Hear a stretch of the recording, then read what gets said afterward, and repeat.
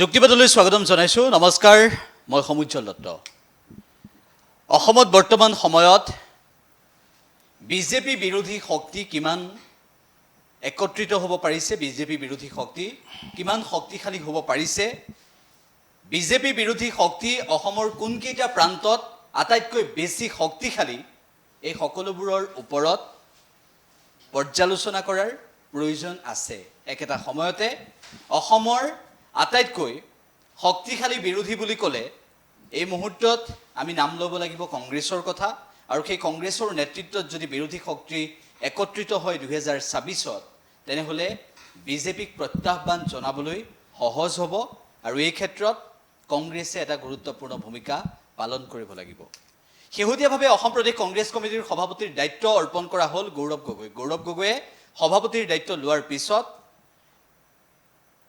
জিলা সভাপতিসমূহৰ ক্ষেত্ৰত কাক জিলা সভাপতিৰ দায়িত্ব দিয়া হ'ব, সেই ক্ষেত্ৰত গৌৰৱ গগৈয়ে এটা গুৰুত্বপূৰ্ণ সিদ্ধান্ত গ্ৰহণ কৰিলে। এই ক্ষেত্ৰত লখিমপুৰ জিলাৰ কংগ্ৰেছৰ সভাপতি হিচাপে গংগাজ্যোতি টাইগামক সেই দায়িত্ব অৰ্পণ কৰিলে। আজি ষ্টুডিঅ'লৈ আমি গংগাজ্যোতি টাইগাম ডাঙৰীয়াক আদৰণি জনাইছোঁ, অনুষ্ঠানলৈ আমি আমন্ত্ৰণ জনাইছিলোঁ। ধন্যবাদ সমুজ্জ্বল। আৰু আটাইতকৈ গুৰুত্বপূৰ্ণ বিষয়টো হৈছে যে লখিমপুৰ জিলাখনত মিচিং অধ্যুষিত সেই অঞ্চলসমূহত মিচিং লোকসকলৰ বাবে কেনেদৰে দীৰ্ঘদিন ধৰি কাম কৰি গৈছে গংগাজ্যোতি টাইগাম ডাঙৰীয়াই, সেয়া নতুনকৈ কোৱাৰ প্ৰয়োজন নাই। যিসকলে গংগাজ্যোতি টাইগাম ডাঙৰীয়াক জানে তেওঁলোকে ভালদৰে গম পায় যে বি বৰুৱা মহাবিদ্যালয়ৰ সাধাৰণ সম্পাদকৰ পৰা NSUI যুৱ কংগ্ৰেছৰ জৰিয়তে কেনেদৰে কংগ্ৰেছলৈ সেৱা আগবঢ়োৱা আৰু শেহতীয়াভাৱে গৌৰৱ গগৈৰ বাছনিত জিলা সভাপতি হিচাপে লখিমপুৰৰ দৰে এখন গুৰুত্বপূৰ্ণ জিলাত, য'ত কংগ্ৰেছৰ ভেটি অত্যন্ত শক্তিশালী আৰু অত্যন্ত কংগ্ৰেছৰ বাবে গুৰুত্বপূৰ্ণ এখন জিলা, সেই জিলাখনত সভাপতিৰ দায়িত্ব অৰ্পণ কৰিলে গংগাজ্যোতি টাইগাম ডাঙৰীয়াক। গতিকে তেখেতৰ হাতত, তেখেতৰ কান্ধত এতিয়া কংগ্ৰেছে যিহেতু বহু বোজা এক প্ৰকাৰ দিছে, গতিকে আপোনাৰ সৈতে আমি আলোচনা কৰিম এইকেইটা প্ৰসংগত যে বৰ্তমান সময়ত লখিমপুৰ জিলাখনত আপুনি সভাপতিৰ দায়িত্ব লোৱাৰ পিছত কেনেদৰে আগবাঢ়িছে কাম কাজ। প্ৰথম মন্তব্যটো চাওক, আজি কিছুদিন আগতে অসম প্ৰদেশ কংগ্ৰেছ কমিটিৰ সন্মানীয় সভাপতি গৌৰৱ গগৈ ডাঙৰীয়াই আমাক জিলা কংগ্ৰেছৰ সভাপতিৰ দায়িত্ব দিছে। মই দুটা কথা আগৰ পৰা ক'ব লাগিব। লখিমপুৰৰ মই এজন গাঁৱৰ ল'ৰা আছিলোঁ। গাঁৱৰ পৰা আজিৰ পৰা 25 বছৰ আগত মই গুৱাহাটীৰ বি বৰুৱা কলেজত পঢ়িবলৈ আহিছিলোঁ। সেই সময়ত বি বৰুৱা কলেজৰ হোষ্টেলত আছিলোঁ আৰু তেতিয়াই মই গুৱাহাটী বি বৰুৱা কলেজত জেনেৰেল ছেক্ৰেটাৰী হৈছিলোঁ। মই গম পোৱাত আজিলৈকে কোনো জনজাতীয় যুৱক বা জনজাতীয় ছাত্ৰই বি বৰুৱা কলেজত জেনেৰেল ছেক্ৰেটাৰী এতিয়ালৈকে হোৱা নাই। তাৰপিছত মই NSUI কৰিলোঁ, ৰাজ্যিক NSUI বিভিন্ন দায়িত্বত আছিলোঁ। 2006 চনত মই জিলা NSUI সভাপতি হ'লোঁ। 4 বছৰ সভাপতি হোৱাৰ পিছত মই জিলা যুৱ কংগ্ৰেছৰ জ্যেষ্ঠ উপসভাপতিৰ দায়িত্ব লৈছিলোঁ। আৰু আমাক এইবাৰ জিলা কংগ্ৰেছৰ সভাপতিৰ দায়িত্ব দিয়াৰ আগত প্ৰায় 8টা বছৰ মই জিলা কংগ্ৰেছ কমিটিৰ সাধাৰণ সম্পাদক হিচাপে মিডিয়া ডিপাৰ্টমেণ্ট চাইছিলোঁ। মই সাধাৰণ সম্পাদক প্ৰশাসনৰ দায়িত্বটোত আছিলোঁ। প্ৰথম কথাটো হ'ল, সন্মুখত 2024 চনৰ সাধাৰণ নিৰ্বাচন আছে আৰু লখিমপুৰত আপোনালোকে জানে প্ৰায় 5টা সমষ্টি লখিমপুৰ জিলাখন গঠিত হৈছে। আৰু যদি আগৰ আমি ৰেকৰ্ডখিনি চাওঁ, ৰেকৰ্ড হিচাপত আমাৰ যোৱা লোকসভা নিৰ্বাচনত আমি লখিমপুৰৰ 5টাত এটা বিধানসভাত আমি জিকিছোঁ, বাকী 2টাত আমি প্ৰায় নেট টু নেট মানে কণ্টেষ্ট তেওঁলোকৰ লগত বিজেপিৰ লগত হৈছে, AGP বিজেপিৰ লগত হৈছে। আৰু বাকী 2টা সমষ্টিত বিহপুৰীয়া আৰু ঢকুৱাখানাত আমি কিছু এটা অলপ মানে 15,000 20,000 এনেকৈ গেপ এটা আহিছে। এতিয়া প্ৰথম কথাটো হ'ল, দায়িত্ব লোৱাৰ পিছত মই যিহেতু দীঘলীয়া মই কাম কৰিছোঁ বুলি কৈছোঁ, গতিকে মই জিলাখনৰ 8টা বছৰ জেনেৰেল ছেক্ৰেটাৰী আছিলোঁ। সেইকাৰণে জিলাখনত ক'ত ক'ত কি সুৰুঙা আছে বা ক'ত ক'ত কি ড্ৰবেক্সিন আছে মই খুব ভালকৈ জানো আৰু সেই হিচাপে কিছু কাম আৰম্ভ কৰিছোঁ। প্ৰথম পৰ্যায়ত আমি BLAৰ কামখিনি কৰিছোঁ, য'ত আমাৰ এতিয়া লখিমপুৰত প্ৰায় 986টা পলিং ষ্টেচন আছে টোটেল জিলাখনত। আমি তাত কিছু কাম আৰম্ভ কৰিছোঁ আৰু এতিয়া আমি অলপ দিন আগত অল পাৰ্টি মিটিং কৰিছোঁ, কৰি কিছু নিৰ্বাচন আয়োগৰ গাইডলাইন মতে আমাৰ কিছু পলিং ষ্টেচন বাঢ়িছে আৰু সেই হিচাপত আমাৰ 1080 1080টা পলিং ষ্টেচন হ'ব। তাতো আমি কিছু কাম কৰাৰ আমি প্ৰয়াস কৰিছোঁ। মুঠৰ ওপৰত মই দৃঢ় বিশ্বাসেৰে ক'ব বিচাৰিছোঁ যে এটা ভাল কংগ্ৰেছৰ কাৰণে এটা ভাল কাম হ'ব গৈ আছে।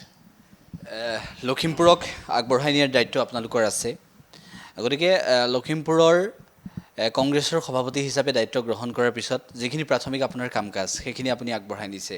এতিয়া প্ৰসংগটো আহিল সন্মুখত নিৰ্বাচন, বেছিকেইটা দিন নাই।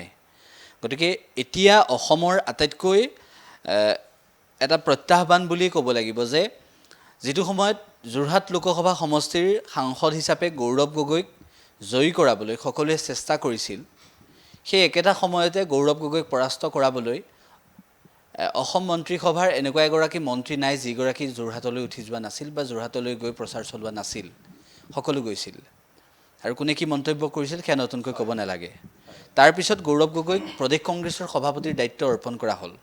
গৌৰৱ গগৈ ডাঙৰীয়াক সেই প্ৰদেশ কংগ্ৰেছৰ সভাপতিৰ দায়িত্ব অৰ্পণ কৰাৰ পিছত এতিয়া প্ৰত্যাহ্বানটো এইটোৱেই হৈছে যে প্ৰয়াত প্ৰাক্তন মুখ্যমন্ত্ৰী তৰুণ গগৈদেৱৰ পুত্ৰ গৌৰৱ গগৈ ৰাজনৈতিকভাৱে কিমান বিচক্ষণ লোকসভাৰ মজিয়াত অসমৰ জনতাই দেখা পাইছে। হয়, এতিয়া গৌৰৱ গগৈৰ সন্মুখত প্ৰত্যাহ্বান আৰু একেটা সময়তে গৌৰৱ গগৈৰ টীমৰ সৈনিক হিচাপে আপোনালোকৰ সন্মুখতো সেই একেইখিনি প্ৰত্যাহ্বান। নিশ্চয় লখিমপুৰৰ সমষ্টিকেইটাৰ যিটো আপুনি জনগাঁথনিৰ কথা উল্লেখ কৰিলে, লখিমপুৰৰ সমষ্টিকেইটাৰ যিটো আপুনি বিজেপি বা অসম গণ পৰিষদৰ সৈতে ভোটযুদ্ধৰ যিটো সমীকৰণ আপুনি দাঙি ধৰিলে, এতিয়া বিষয়টো এনেকুৱা যে মিত্ৰতা যদি নহয়, যেনেদৰে যোৰহাটত জয়ী কৰাবলৈ গৌৰৱ গগৈক সৰ্বশক্তিৰে সকলোৱে যুঁজ দিছিল, সেই মিত্ৰতা যদি নহয়, কংগ্ৰেছে অকলে অসমত 2026ত কিবা এটা কৰিব পাৰিব বুলি আপুনি ভাবেনে?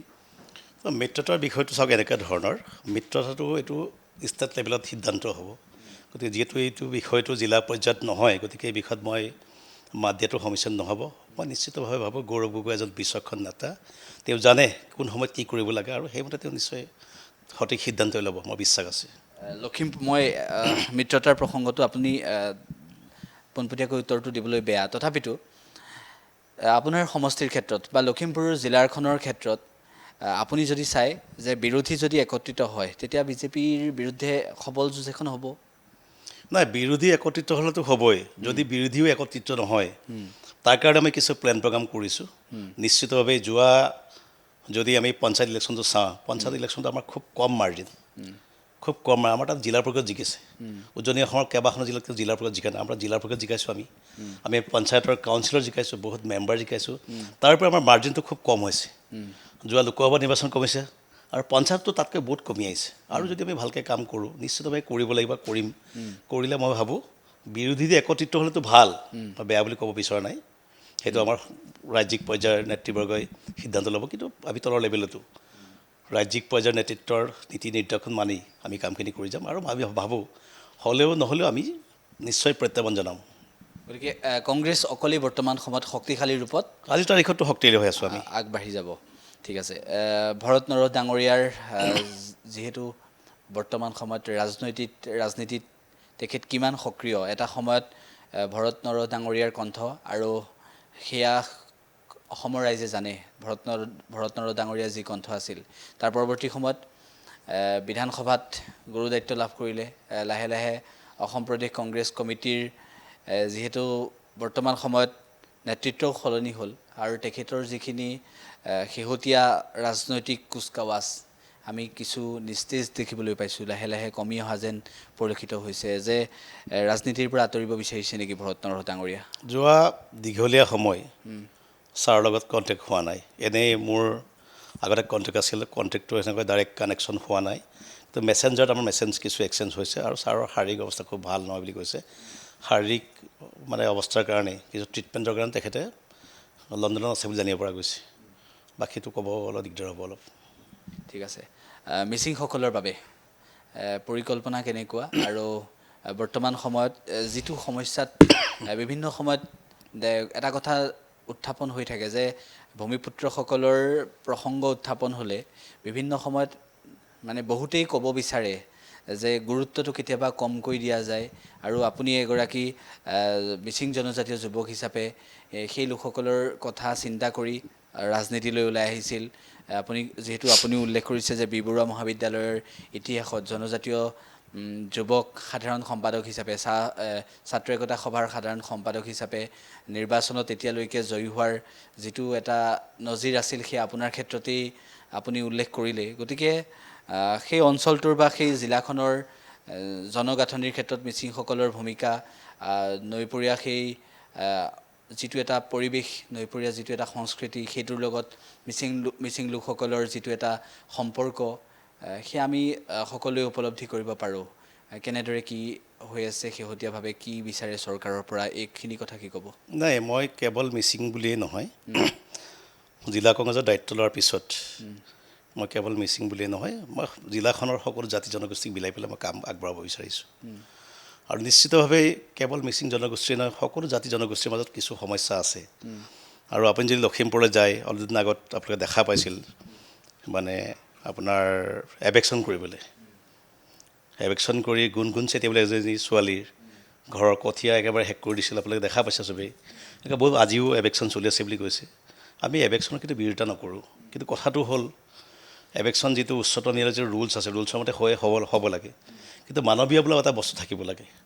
সেই সময়ত যদি গুণগুণ চেতিয়াই মাত্ৰ 2 ঘণ্টা সময় বিচাৰিছিল কঠীয়াখিনি উঠাই লৈ যাবৰ কাৰণে, সেইখিনি যদি 2 ঘণ্টা সময় যদি দিলেহেঁতেন গোটেই বছৰটোৰ কাৰণে, কঠীয়াটো এনেকুৱা বস্তু নহয় যে পটকৈ 1 ঘণ্টাত আনিব পৰা বস্তু বা বজাৰত কিনা বস্তুটো নহয় ন। যদি 2 ঘণ্টা সময় যদি দিলেহেঁতেন কঠীয়াখিনি ছাইড কৰি দিব পাৰিলেহেঁতেন, খেতি কৰিব পাৰিলেহেঁতেন। গতিকে সেই বিষয়বোৰ যিটো মানৱীয়তা যিটো নাইকিয়া হৈ গৈছে, সেই কথাষাৰ গুৰুত্ব দিছোঁ। আৰু লখিমপুৰৰ বিভিন্ন জাতি জনগোষ্ঠী লৈ পেলাই মই আগবঢ়াৰ সপোন দেখিছোঁ। ইতিমধ্যেই মই কিছু প্লেনিং কৰিছোঁ আৰু জাতি জনগোষ্ঠীৰ মানুহৰ মাজত সোমাই গৈছোঁ, তেখেতলোকৰ পৰা পৰামৰ্শ লৈছোঁ, তেখেতলোকে কি বিচাৰে, আচলতে কংগ্ৰেছ দলৰ পৰা কি বিচাৰে, কংগ্ৰেছৰ কি ভুল আছে বা কি শুদ্ধ আছে, কাক লৈ পেলাই কেনেকৈ আগবাঢ়ি যোৱাটো বিচাৰে, আমি কিছু পৰামৰ্শ তেওঁলোকৰ পৰা লৈছোঁ আৰু সেই পৰামৰ্শ আগত ৰাখি কিছু কাম কৰাৰ মই সপোন দেখিছোঁ। প্ৰধান বৰুৱাক জিকাই কিবা লাভ হৈছেনে নাই? প্ৰধান বৰুৱাটো আপোনালোকে জানে, প্ৰধান বৰুৱাই যদি আপুনি ৰেকৰ্ডো চায়, লোকসভাত তেওঁৰ প্ৰেজেণ্টেশ্যন বা তেওঁৰ কিটো মানে আপোনাৰ সংসদীয় ব্যৱস্থাত যিটো ভাগ লোৱাটো বুলি কয়, আমি পাৰ্টিচিপেশ্যনৰ কথা কৈছোঁ, প্ৰধান বৰুৱাটো একেবাৰে কম। সেইকাৰণে আমাৰ আপুনি যদি লখিমপুৰ ধেমাজিলৈ যায়, প্ৰধান বৰুৱাক চবেই নিমাতী কইনা বুলি কয়। এতিয়া প্ৰধান বৰুৱা বুলি নক'লেও হ'ব, নিমাতী কইনা বুলি ক'লে চবেই গম পায়। মানৱ ডেকাৰ কথা, মানৱ ডেকা চাওক, মানৱ ডেকা বিধায়ক হোৱাৰ পিছত মানৱ ডেকাৰ আগৰ গোটেই যুৱ কংগ্ৰেছত থকা অৱস্থাৰ পৰা তাই গোটেই কুকৃতিবোৰ আমি চবেই গম পাওঁ। বিধায়ক হোৱাৰ পিছত তেওঁ বাকীবোৰেতো সমস্যা পাইছেই, বৰঞ্চ মই অনুভৱ কৰিছোঁ দলীয় বিধায়কো কিছু সমস্যা তেখেতৰ পৰা পাইছে বুলি মই অনুভৱ কৰিছোঁ। এতিয়া প্ৰসংগটো এনেকুৱা যে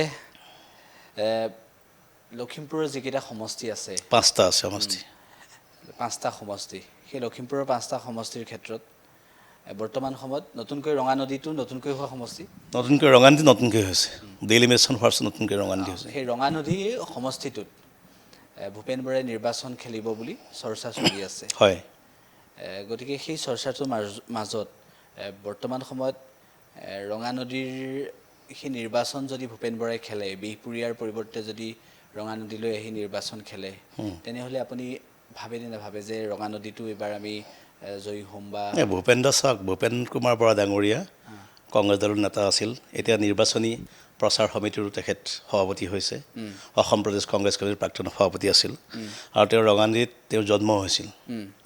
আৰু ইতিমধ্যে তেখেতে ৰঙানদীৰ অলিয়ে গলিয়ে কুচকাৱাজটো আৰম্ভ কৰিছে, আৰু তেওঁ তাত গোটেই মানুহখিনি চিনি পায়, সৰুৰে পৰা ডাঙৰ দীঘল হৈছে। গতিকে তেওঁৰ এতিয়া প্ৰত্যেক ঘৰে ঘৰে গৈছে, মই নিশ্চিত ভাবোঁ তেওঁ নিশ্চিতভাৱে তাত জয়লাভ কৰিব। গৌৰৱ গগৈ ডাঙৰীয়াৰ বাছনিত আপুনি উঠিলে লখিমপুৰৰ জিলা সভাপতি হিচাপে, তেখেতৰ নিজৰ পচন্দ অনুসৰি তালিকা প্ৰস্তুত কৰিছে বুলি আমি যিটো বাতৰি প্ৰচাৰ কৰিছিলোঁ বা বিভিন্ন সংবাদ মাধ্যমত সেই সন্দৰ্ভত বাতৰি প্ৰচাৰ হৈছিল, গৌৰৱ গগৈয়ে আপোনাক কিয় বাছনি কৰিলে? আপোনাৰ মনলৈ কি আহে? সেইটোতো মই ক'ব দিগদাৰ হ'ব গৌৰৱ গগৈয়ে মোক কিয় বাছনি কৰিলে, কিন্তু মই ভাবোঁ মই সদায় দলৰ স্বাৰ্থত, দলৰ পক্ষত থাকি কাম কৰিছিলোঁ। মই কোনো নেতাৰ মোক কোনো ক'ব নোৱাৰে যে মই আমুকৰ লগত আছিলোঁ বা তামুকৰ লগত আছিলোঁ বা আমুক কৰিছিলোঁ তামুক কৰিছিলোঁ, কোনো ক'ব নোৱাৰে। আৰু এটা দীঘলীয়া পৰিক্ৰমা, মই কৈছোঁৱেই 2000 চনৰ পৰা NSY যুৱ কংগ্ৰেছৰ পৰা আদি কৰি আৰম্ভ কৰি জিলা কংগ্ৰেছত দীঘলীয়া সময় দিছোঁ আৰু মই ভাবোঁ মোৰ সেই যিখিনি কাম আছিল কামৰ কাৰণে চাগে মই নিশ্চিতভাৱে তেখেতে মোক বা প্ৰদেশ কংগ্ৰেছৰ নেতৃবৰ্গই মোক নিৰ্বাচন কৰিছে বুলি মই অনুভৱ কৰিছোঁ, মনোনীত কৰিছে বুলি মই অনুভৱ কৰিছোঁ। আমি কথাখিনি পাতিছোঁ, আপুনি উচ্ছেদৰ প্ৰসংগটো আপুনি উলিয়াইছিল, হয়। গতিকে মই সেই উচ্ছেদৰ প্ৰসংগতে এটা কথা সোধোঁ যে বৰ্তমান সময়ত আপুনি লখিমপুৰ জিলাৰ যদিও সভাপতি, কংগ্ৰেছৰ এগৰাকী নেতা হিচাপে, কংগ্ৰেছৰ এগৰাকী জ্যেষ্ঠ নেতা হিচাপে অসমৰ পৰিস্থিতিটো আপুনি পৰ্যবেক্ষণ কৰিছে। অসমৰ যদি আমি চাৰিওটা দিশ চাওঁ তেনেহ'লে দেখিবলৈ পাম যে শেহতীয়াভাৱে যিখিনি অঞ্চলত উচ্ছেদ বেছিকৈ চলিলে ধৰ্মীয় সংখ্যালঘু বসতি প্ৰধান অঞ্চল। এতিয়া প্ৰসংগটো এনেকুৱা, এটা সময় আছিল কংগ্ৰেছে মুছলমানক লৈ ৰাজনীতি কৰে বা কংগ্ৰেছে সেই ধৰ্মীয় সংখ্যালঘুসকলৰ ভোট ল'বলৈ ৰাজনীতি কৰে বুলি বিভিন্নজনে ক'ব বিচাৰে আৰু বিজেপিয়ে তাৰ পৰিৱৰ্তে হিন্দুত্ববাদৰ এজেণ্ডাৰে ৰাজনীতি কৰা আমি দেখিবলৈ পাওঁ। এতিয়া বিষয়টো এইটো নহয় যে কংগ্ৰেছে মুছলমানক লৈ ৰাজনীতি কৰে, সেইটো অভিযোগ আমি এই মুহূৰ্তত দিয়া নাই, আগৰ পৰা চলি অহা কথা এটাক মই উল্লেখ কৰিছোঁ। এতিয়া শেহতীয়াভাৱে যিকেইটা অঞ্চলত উচ্ছেদ চলিলে সেই অঞ্চলসমূহত উচ্ছেদ চলোৱাৰ পিছত পূৰ্বতকৈ কংগ্ৰেছে এইবাৰ সংখ্যালঘু লোকসকলৰ বাবে, ধৰ্মীয় সংখ্যালঘু লোকসকলৰ বাবে মাত মতাটো অলপ কমকৈ মাত মতা যেন পৰিলক্ষিত হ'ল বহুতৰে দৃষ্টিত। মই আগতেই কৈছোঁ যে আমি উচ্ছেদৰ বিৰোধিতা নহয়। যদি এজ পাৰ যিটো গাইডলাইন আছে সেইমতে কৰিলে আমি আমাৰ বিৰোধ কৰিব লগা নাই। কিন্তু কথাটো হ'ল কৰিব যাওঁতে মানৱীয় দৃষ্টিভংগীৰ আগত ৰাখিব লাগিব। কেৱল এইখিনি উচ্ছেদ কৰিলেতো নহ'ব আৰু বহুত মানে কিমান বিঘা বিঘা মাটি আমাৰ বিজেপি লিডাৰসকল কিনিছে সেইবোৰতো কৰিব লাগে। বিজেপি লিডাৰসকলৰ আপুনি জয়ন্ত মল্ল বৰুৱাৰ পত্নীৰ মাটি ওলাইছে তেজপুৰত, পীযুষ হাজৰিকাৰ কিবা নামত মাটি ওলাইছে, পেপাৰ দেখা পাইছোঁ ওলাইছে, গতিকে সেইবোৰতো কৰিব লাগে। আৰু তেনেকৈ বহুত কিবা কিবি আছে।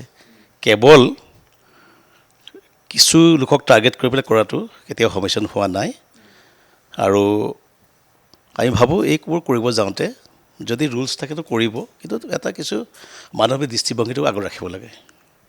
গৌৰৱ গগৈৰ পাকিস্তানৰ সৈতে সম্পৰ্ক আছে বুলি এইটো মিছা কথা, এইটো মিছা কথা। এইটো সেইটোক লৈ যিটো ৰাজনীতি কৰিছে বুলি কংগ্ৰেছে, মুখ্যমন্ত্ৰীগৰাকীয়ে যিটো ৰাজনীতি কৰিছে বুলি কংগ্ৰেছে সদায় অভিযোগ উত্থাপন কৰি আছে, মুখ্যমন্ত্ৰীগৰাকীৰ সেই স্থিতিটোক লৈ আপোনাৰ কি মতামত? নাই, আপুনি চাওক কথাটো এনেকুৱা ধৰণৰ, আজিৰ তাৰিখত ভাৰতবৰ্ষৰ সংসদৰ মজিয়াত আটাইতকৈ শক্তিশালী আৰু প্ৰতিবাদী কণ্ঠটোৱে হৈছে গৌৰৱ গগৈ।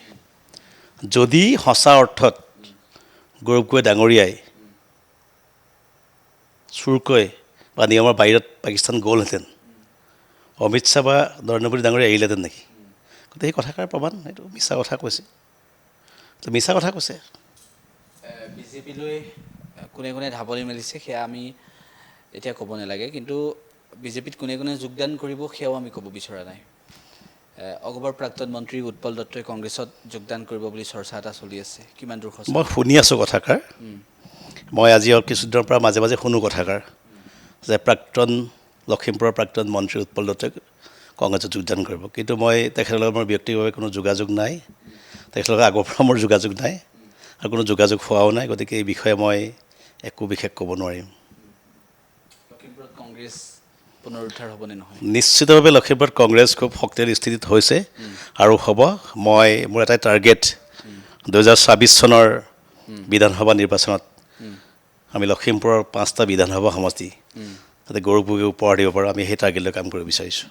এতিয়া বিষয়টো হৈছে যে গংগাজ্যোতি টাইগাম ডাঙৰীয়াক যদি 2026ত কোনোবা এটা সমষ্টিত নিৰ্বাচনত বিচাৰে যে নিৰ্বাচনত আপুনি প্ৰতিদ্বন্দ্বিতা কৰক, ৰাজ্যিক নেতৃত্বৰ পৰা, অসম প্ৰদেশ কংগ্ৰেছ কমিটিৰ তৰফৰ পৰা যিহেতু আপোনাক যদি প্ৰক্ষেপ কৰে, তেনেহ'লে আপোনাৰ পচন্দৰ সমষ্টি কোনটো? মোৰ এতিয়া প্ৰথম কথাটো হৈছে লখিমপুৰত 5টা সমষ্টি কংগ্ৰেছক উপহাৰ দিয়া।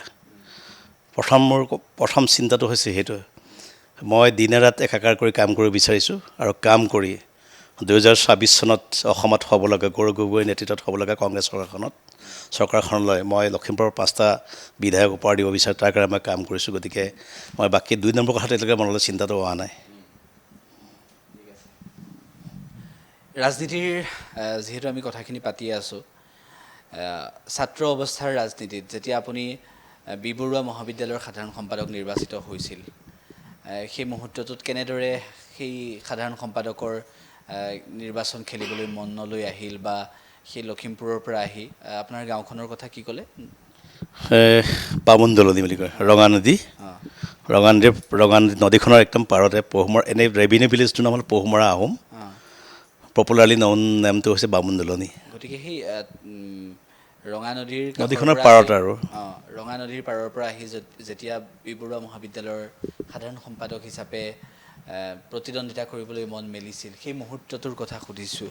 মোৰ কথাটো এনেকুৱা আছিলে, মই হাইস্কুল লেভেলত পঢ়ি থাকোঁতেই, মই যেতিয়া গভট হায়াৰ ছেকেণ্ডেৰী স্কুলত পঢ়ি আছিলোঁ, Lakhimpur govt higher secondary school, তেতিয়া মই কিছু কাম কৰিছিলোঁ ৰাইজৰ মাজত থাকি, সৰু সুৰা কামবোৰ গাঁৱৰ লেভেলত কৰিছিলোঁ।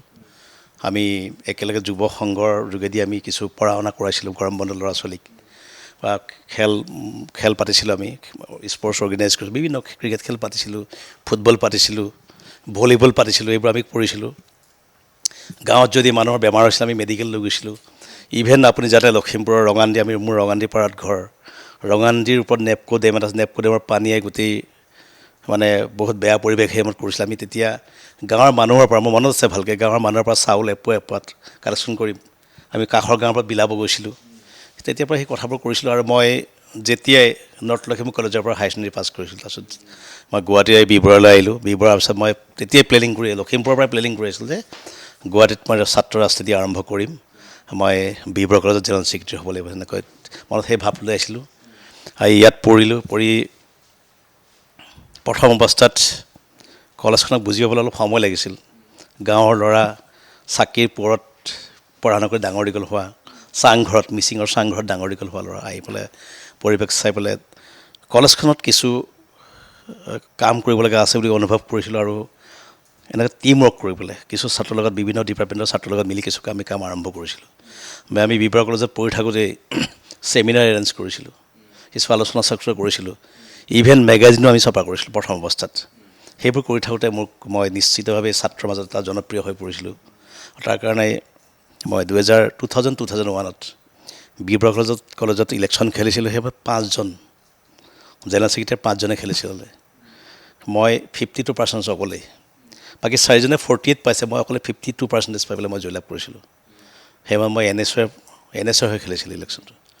গতিকে ছাত্ৰ অৱস্থাৰ পৰাই মই সেইটোৱে সুধিলোঁ যে ছাত্ৰ অৱস্থাৰ পৰাই সি কংগ্ৰেছৰ যিটো আপোনাৰ ছাত্ৰ অৱস্থাৰ পৰাই কংগ্ৰেছৰ সৈতে জড়িত, গতিকে সেই গৌৰৱ গগৈৰ বাছনিত কিয় উঠিল সেই প্ৰশ্নটোৰ উত্তৰ আপুনি দিব নালাগে। সেই প্ৰশ্নটোৰ উত্তৰ নিশ্চয় মই সেইটোৱে মানুহে কৈছোঁ। গম পাইছে যে নিশ্চয় ছাত্ৰ অৱস্থাৰ পৰা, যিটো সময়ত ক্ষমতা আহিলে কোনোবা এটা দলত থাকিব, ক্ষমতা নাহিলে আন দললৈ গতি কৰিব, সেই এনেকুৱা ধৰণৰ এটা মানসিকতা যিটো সময়ত মানুহৰ গঢ় লৈ উঠে যে 2000 চনৰ পৰা মানে যেতিয়া 2014 চনলৈকে বা সেই 2016 চনত যেতিয়া সলনি হ'ল, তাৰ আগলৈকে যেতিয়া কংগ্ৰেছৰ শাসন আছিল, যেতিয়া 2014ত প্ৰধানমন্ত্ৰী নৰেন্দ্ৰ মোদী যে এটা মোদী মেজিক বুলি কৈ দেশত এটা সলনি কৰিবলৈ চেষ্টা কৰা হ'ল, তাৰপিছত অসমতো হ'ল সলনি, সেইটো বিষয়বস্তু বেলেগ। কিন্তু তাৰপিছত যিসকলে শিবিৰ সলনি কৰিলে ক্ষমতাৰ স্বাৰ্থত, যে ক্ষমতা বিচাৰি যিসকলে শিবিৰ সলনি কৰিলে, আজি তেওঁলোক ডাঙৰ ডাঙৰ নেতা হৈ গ'ল, বা কোনোবা আপোনাতকৈ পিছত অহা নেতা লোকো, কংগ্ৰেছত থকা লোকো এতিয়া বৰ্তমান সময়ত ভাল বিজেপিৰ পদবীত আছে। গতিকে আপুনি সেই যিটো ধাৰাটো, ৰাজনীতিৰ এটা সুস্থ ৰাজনীতিৰ ধাৰা, আৰু ৰাজনীতিত যি মূল্যবোধ শব্দটোৰ ব্যৱহাৰ আপুনি কৰিবলৈ চেষ্টা কৰিছে, গতিকে আপুনি নিশ্চিতভাৱে সেই ক্ষেত্ৰত ধন্যবাদৰ পাত্ৰ। কংগ্ৰেছৰ ক্ষেত্ৰত ইমান দিন কৰি অহাৰ পিছত সকলোৱেতো বিচাৰে যে শাসনত আহিব লাগে, সেইটোতো বিচাৰে, নিশ্চিতভাৱে বিচাৰিছিল বহুতে। এইবাৰ নিশ্চিতভাৱে আহিব, এইবাৰ 2026ত নিশ্চিতভাৱে আহিব। মই ইয়াত থাকিবলৈ কৈছোঁ, নিশ্চিতভাৱে আহিব, কাৰণ কিছু প্লেন প্ৰগ্ৰাম হৈছে, চব কথা ক'ব দিগদাৰ, কিছু প্লেন প্ৰগ্ৰাম ষ্টাৰ্ট ইতিমধ্যে হৈছে। নিশ্চিতভাৱেই এখন যুঁজ এখন হ'ব, আৰু 26ত পুনৰ অসমত কংগ্ৰেছ চৰকাৰ হ'ব। সমীকৰণটোৰ ক্ষেত্ৰত, এই 2026ৰ সমীকৰণটোৰ ক্ষেত্ৰত, বিৰোধীৰ শব্দটোৰ ক্ষেত্ৰত কংগ্ৰেছে নাগৰিক অভিৱৰ্তনতো সিমান এটা ভালদৰে কথা কোৱা আমি নুশুনিলোঁ। তাৰপিছত মিত্ৰতা কথাটোক উল্লেখ কৰিছে, কিন্তু আওপকীয়াকৈ উল্লেখ কৰিলে। এতিয়া বিষয়টো হৈছে যে কংগ্ৰেছে অকলেই যদি নিৰ্বাচন খেলে তেনেহ'লে কংগ্ৰেছে আপুনি ভবাৰ দৰে চৰকাৰ আহিবনে নাই? মই বিষয়টোত এতিয়া যিহেতু বিৰোধী মিত্ৰজোঁটৰ কথাটো চলি আছে, সেই এই কথাটো কৰা দিগদাৰ হ'ব। মই গতিকে এই বিষয়টোত মাত মাতিব দিব বিচৰা নাই। এতিয়াও কিছু কথা আলোচনাৰ পৰ্যায়ত আছে, কিছু কথা আগবাঢ়ি গৈ আছে। গতিকে এতিয়া যদি মই এইটো কিবা এটা মাত দি দিওঁ জিলা সভাপতি হিচাপে, কিছু অসুবিধা হ'ব। গতিকে মই নিশ্চয় পৰৱৰ্তী সময়ত যদি সুবিধা পাওঁ কথাখিনি মুকলিকৈ ক'ব পাৰিম। দলৰ মজিয়াত এই বিষয়টোক লৈ আলোচনা হয়নে নহয়? চাওক, জিলা সভাপতি হোৱা বেছিদিন হোৱা নাই। কালিলৈ প্ৰথমখন কাৰ্যনিৰ্বাহক সভাত উপস্থিত থাকিম। কাইলৈ কি হয় দেখা যাওক। আৰু সমষ্টিসমূহৰ ক্ষেত্ৰত যিহেতু আপোনালোকে বহু দিনৰ পৰা মানে সেই সমষ্টিসমূহত কাম কৰি আছে, লখিমপুৰ জিলাৰ 5টা সমষ্টি বা আন জিলাৰ ক্ষেত্ৰতো এই সমষ্টিসমূহত কাম কৰি থকা কৰ্মীসকলৰ এটা আশা থাকে যে আমাৰ সমষ্টিটোত আমাৰ দলৰ প্ৰাৰ্থী থাকক, এনেদৰেতো সকলোৱে বিচাৰে। গতিকে তেনেকুৱা এটা প্ৰেক্ষাপটত আন এটা দলৰ সৈতে মিত্ৰতা কৰি এৰি দিয়াৰ যুক্তিযুক্ততা থাকিব পাৰে জানো? কেতিয়াবা কি হয় আপুনি চাব, আমি হাইকামাণ্ডৰ দলৰ নেতৃবৃন্দে যিটো সিদ্ধান্ত লয়, এজন দলৰ নিষ্ঠাবান কৰ্মী হিচাপে আমি পালন কৰিব দায়বদ্ধতা। যদি দলে ভাবে যে এইটো ক্ষেত্ৰত এইটো চিটত এইটো কৰিলে সুবিধা হয়, আমি তেওঁলোকে যিটো সিদ্ধান্ত ল'ব আমি সিদ্ধান্তক মানিবলৈ বা তেখেতলোকৰ সিদ্ধান্তক আমি স্বীকাৰ কৰিবলৈ আমি বাধ্য হওঁ। গতিকে মই ভাবোঁ দলে নিশ্চয় সঠিক সিদ্ধান্ত ল'ব। বিজেপিৰ সন্মুখত যদি প্ৰত্যাহ্বান সৃষ্টি কৰিব বিচাৰে কংগ্ৰেছে, তেনেহ'লে 2026ত কংগ্ৰেছৰ ৰণনীতি ইতিমধ্যে যুগুত কৰিবলৈ আপুনি কৈছে যে প্ৰথমখন কাৰ্যনিৰ্বাহকত আপোনালোক মিলিত হ'ব। এতিয়া বিষয়টো এনেকুৱা, এই চৰকাৰখনৰ দিনত মূল্যবৃদ্ধিৰ পৰা আৰম্ভ কৰি যিবোৰ বিষয়ে মানুহক ভাবিবলৈ বাধ্য কৰিছে, সেই বিষয়বোৰৰ ক্ষেত্ৰত জনসাধাৰণক সজাগ কৰাৰ ক্ষেত্ৰত আপোনালোক কিমান সফল? নিশ্চিতভাৱে সফল হ'ম। দুৰ্নীতি, মই দুৰ্নীতিৰ কথাটো ক'ব বিচাৰোঁ। দুৰ্নীতিটো লৈ পেলাই আমি আগবাঢ়িব বিচাৰোঁ। ইমান প্ৰতিটো ক্ষেত্ৰত ক'ত দুৰ্নীতি হোৱা নাই? প্ৰতিটো ক্ষেত্ৰত দুৰ্নীতি হৈছে। মূল্যবৃদ্ধিয়ে মানুহক কোঙা কৰিছে আৰু ইমান মিছা কথা। যদি আপোনাৰ এতিয়া বিজেপিৰ কোনো দলৰ নেতাই যদি ঢকুৱাখানাত কেম্পেইনিং কৰিব যায়, মানুহে আমাৰ সুধিব ব্ৰহ্মপুত্ৰ এক্সপ্ৰেছ হাইৱে ক'ত গ'ল? আপোনাৰ ব্ৰহ্মপুত্ৰ খান্দিবলৈ এক্সপ্ৰেছ হাইৱেৰ কথা কৈছিল, ক'ত গ'ল? মিচিঙক 6 চিডুল দিয়াৰ কথা কৈছিল, ক'ত গ'ল? লখিমপুৰ গ'লে মানুহটো সুধিব 6 জনজাতিকৰণ কি হ'ল? বাগানত যদি যায় বাগানৰ মানুহটোক সুধিব 351 ৰুপিছটো ডেইলি পাৰিশ্ৰমিক দিয়াৰ কথা কৈছিল, এইবোৰ ক'ত গ'ল? সেই কথাবোৰতো ওলাব। গতিকে এই কথাবোৰ লৈ পেলাই আৰু বহুত কথা যোগ হ'ব। আমি কথাবোৰ লৈ পেলাই নিশ্চিতভাৱে আগবাঢ়িম আৰু বিজেপি এবাৰ প্ৰত্যাহ্বানৰ সন্মুখীন হ'ব।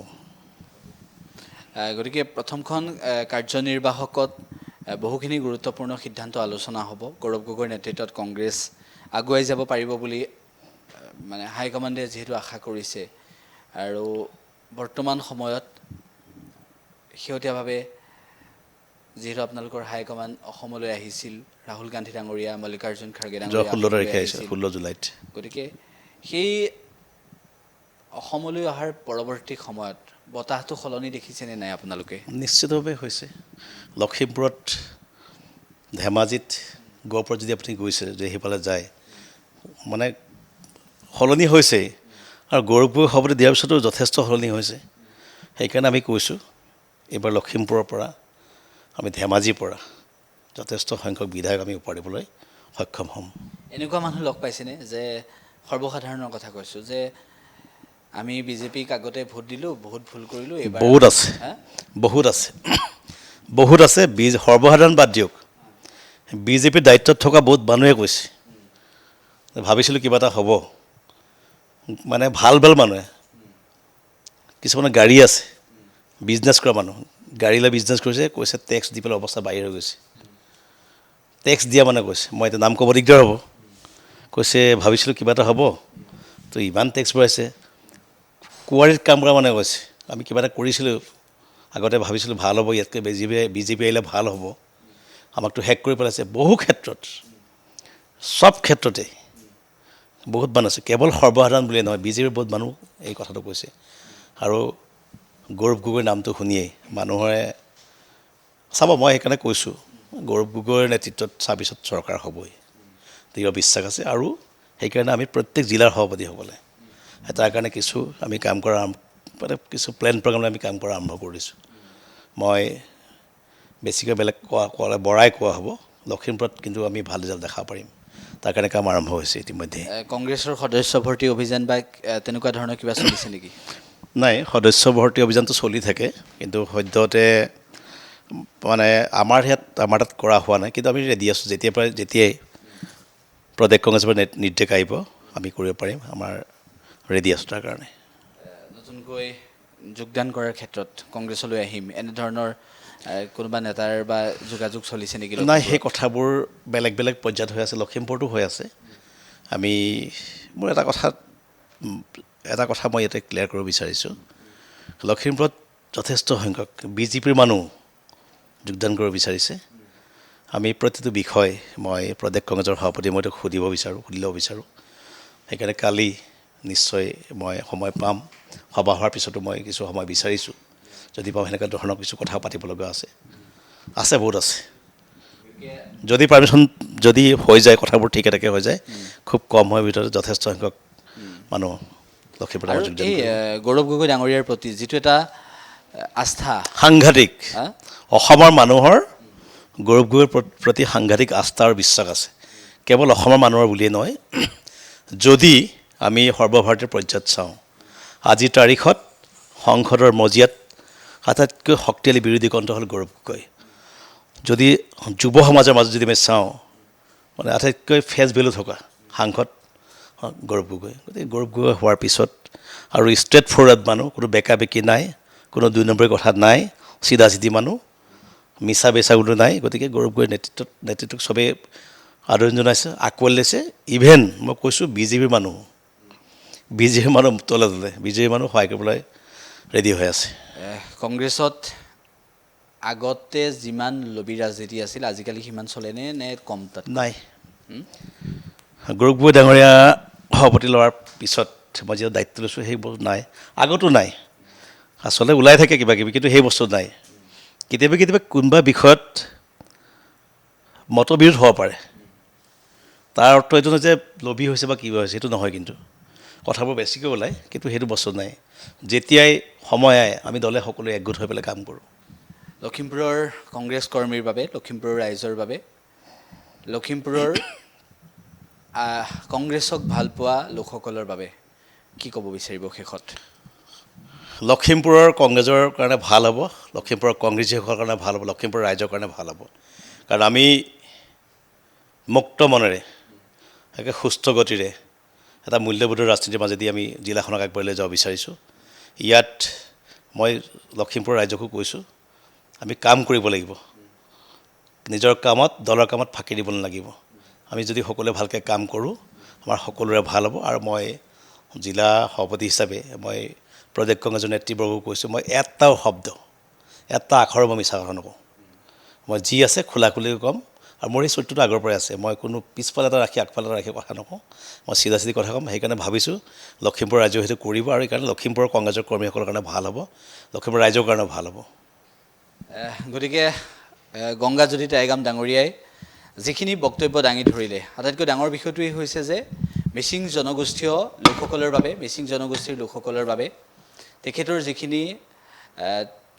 যিখিনি কষ্ট একেটা সময়তে তেখেতে বি বৰুৱা মহাবিদ্যালয়ৰ সাধাৰণ সম্পাদকৰ পৰা আৰম্ভ কৰি আজিৰ তাৰিখলৈকে এই কংগ্ৰেছৰ জৰিয়তে যিখিনি কৰিব বিচাৰিছে তেখেতসকলৰ প্ৰচেষ্টা সফল হওক আমি সেইটোৱে বিচাৰিছোঁ বৰ্তমান সময়ত কংগ্ৰেছৰ ভিতৰচোৰাত কি চলি আছে সেয়া আমি নাজানো কিন্তু গংগাজ্যোতি টাইগাম ডাঙৰীয়াই যিখিনি বক্তব্য দাঙি ধৰিছে আশা কৰিছোঁ এইটোৱেই যে কংগ্ৰেছৰ ভিতৰচোৰাত যিয়েই চলি নাথাকক 2026ত এটা ভাল আশাৰ ৰেঙনি দেখিবলৈ পাইছে সকলোৱে লখিমপুৰৰ 5টা সমষ্টিৰ ক্ষেত্ৰতো ইতিবাচক সঁহাৰি আৰু আশাপ্ৰদ ফলাফল লাভ কৰিবলৈ সক্ষম হ'ব বুলি সকলোৱে ভাবিছে আৰু কংগ্ৰেছ কৰ্মীসকলৰ হাতে হাত ধৰি আগবাঢ়ি যাবলৈ যুঁজ এখন হ'ব বুলি গৌৰৱ গগৈয়ে দিয়া সেই শ্লোগানক আগত ৰাখি কেনেদৰে কংগ্ৰেছ আগবাঢ়ি গৈছে আৰু সেই কংগ্ৰেছৰ এই মুহূৰ্তৰ আজিৰ তাৰিখৰ যিটো স্থিতি সেই স্থিতিয়ে নিশ্চিতভাৱে দলটোক আগতকৈ অধিক বিশ্বাসী কৰি তুলিছে আৰু যাৰ বাবে বিজেপিৰ বিৰুদ্ধে যুঁজিবলৈ নতুন সঞ্জীৱনী শক্তি যেন লাভ কৰিছে কংগ্ৰেছে গংগাজ্যোতি টাইগাম ডাঙৰীয়াৰ নেতৃত্বত লখিমপুৰ কংগ্ৰেছ সবল হওক আপোনাক ধন্যবাদ জ্ঞাপন কৰিছোঁ অনুষ্ঠানলৈ অহাৰ বাবে। মোৰ ফালৰ পৰা ধন্যবাদ আৰু কৃতজ্ঞতা জনাইছোঁ। নিশ্চিতভাৱে। গতিকে আপোনাৰ ৰাজনৈতিক যাত্ৰাও সফল হওক, আপুনি ৰাজনৈতিক ক্ষেত্ৰত ধন্যবাদ। আৰু অধিক কৰ্মদক্ষ হৈ কাম কৰি যাওক, ভগৱানে শক্তি দিয়ক আপোনাক, আমি সেইটোৱে বিচাৰিম। যুক্তিবাদৰ পৰা আমি বিদায় ল'ব লাগিব, কিন্তু কংগ্ৰেছৰ শেহতীয়া যিখিনি নীতি ৰণকৌশল 2026-ৰ বাবে, সেই ৰণকৌশলৰ লগত অসমৰ জনতাই এই বিৰোধী শক্তি একত্ৰিত হোৱাটো বিচাৰে। গতিকে কংগ্ৰেছে এইখিনি কথা বিবেচনা কৰিব বা গৌৰৱ গগৈ ডাঙৰীয়াই এইখিনি কথা বিবেচনা কৰিব, সেয়া সকলোৱে বিচাৰিছে, আস্থা ৰাখিছে। আজিৰ অনুষ্ঠান ইমানতে সামৰিছোঁ। ধন্যবাদ।